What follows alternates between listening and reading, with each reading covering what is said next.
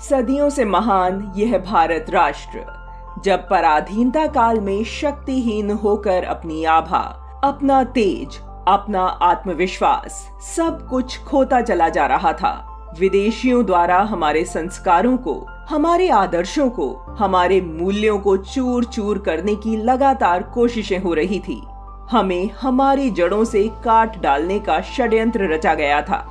ऐसे अंधेरे युग में गुजरात के एक छोटे से गांव टंकारा में वर्ष 1824 में फाल्गुन मास की कृष्ण दशमी तिथि को एक बालक जन्म लेता है, जो समाज को न सिर्फ मूलधारा से जोड़ता है बल्कि समाज को एक नई दिशा दिखाता है।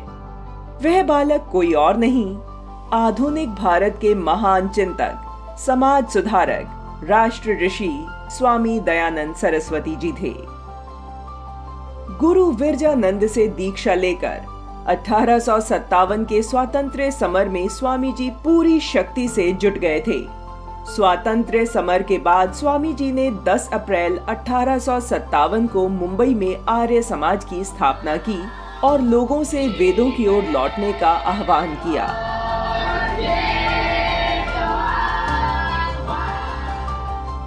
राष्ट्र के सांस्कृतिक नवजागरण के लिए दिए गए उनके अनेक महत्वपूर्ण योगदानों में शिक्षा के क्षेत्र में दिए गए योगदान से राष्ट्र आज भी आलोकित हो रहा है।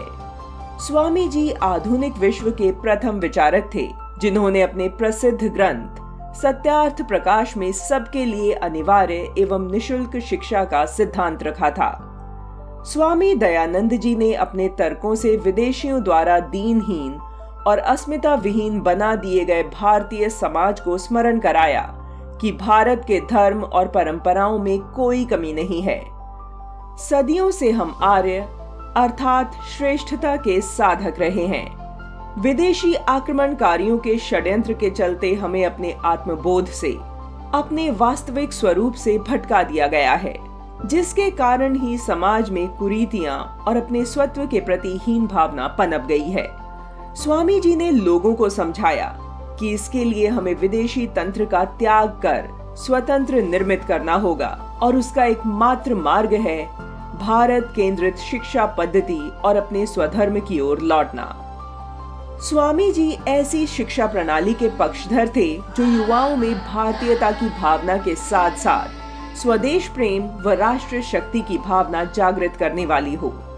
उनका मानना था कि बालक की शिक्षा माँ के गर्भ से ही आरंभ हो जाती है, इसलिए माँ को बच्चे के जन्म के पश्चात ही बालक को भाषा, संस्कृति, साथ ही विचार, परंपराओं का ज्ञान प्रदान करना चाहिए, जिसके लिए माँ का सुसंस्कृत होना अनिवार्य है।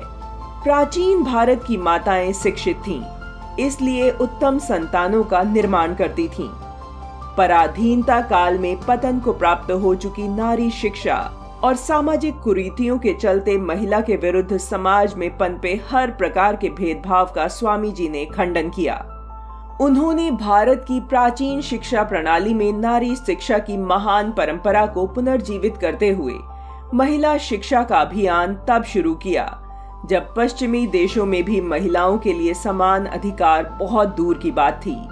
उनके अनुसार शिक्षा का उद्देश्य समाज में ऐसे नर नारियों का निर्माण करना है जो चरित्रवान हो और अपने परिवार, समाज और राष्ट्र से संबंधित कर्तव्यों का निष्ठापूर्ण पालन करने वाले हों।